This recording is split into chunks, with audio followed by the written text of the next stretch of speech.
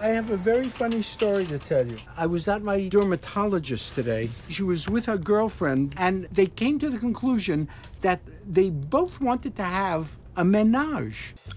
Director, writer, and actor John Turturro is pulling all the strings in his new comedy, Fading Gigolo, revealing a side of himself that women cannot resist. Comedy turns into romance and then heartache as relationships begin to take form and deepen. Choosing to cast Woody Allen proved to be more than a wise choice when writing a script that hit unfamiliar territory. So how was the writing process for you in this story? Well, when I would write it, I would show it to Woody, and Woody would give me his merciless criticism, as he would say, and he really encouraged me to be as sophisticated and to find the bottom of it as much as possible. And so I just kept revising it, and then Woody would tell me, I like this, I don't like this, I think this could be better. And I have to ask, do you share any commonalities with your character? Are you that confident off screen as well? Because you just went right in it.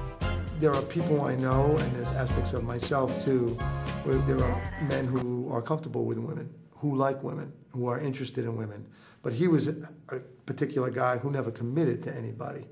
With the New York City backdrop surrounded by alluring women, Turturro finds interesting ways to give each scene an authentic and honest depiction of human interactions. You have this movie based in New York and in parts of Brooklyn, and yet you made it seem so small. You brought this huge city and you brought it down. So how did you do that? Was that on purpose? Well, I ride around the park on my bike, and I always see all these people in the park, and I go, well, that's basically the world of the movie, There's people who are interrelating, there's people who are very separate, and there's all different kinds of people when you just go around the park. So that's how I try to, represent the city without, being, forcing it. The eclectic cast brings truth to their characters with subtleties that leave you desiring more. How did you choose who you wanted to have in this film? Because they're so dynamic, each and every one of them. Well, I tried to just have different kinds of women, in the film. So I went from her to Sofia Vergara to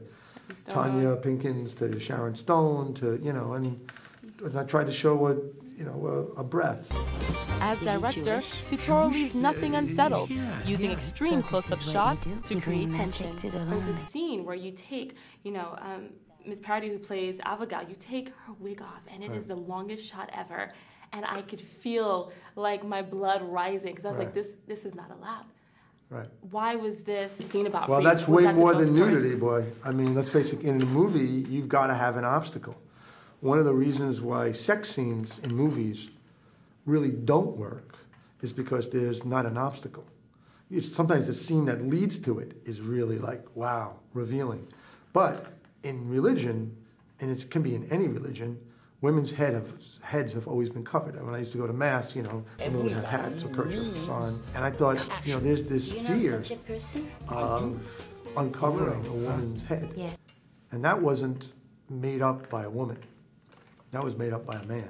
This compelling human interest story starts off subtle and shamelessly dives into a universal subject that many can relate to. In the end, the quest for love is a job worth sticking around for. I'm Eileen Lovell for Academy of Arts University's K-Art News.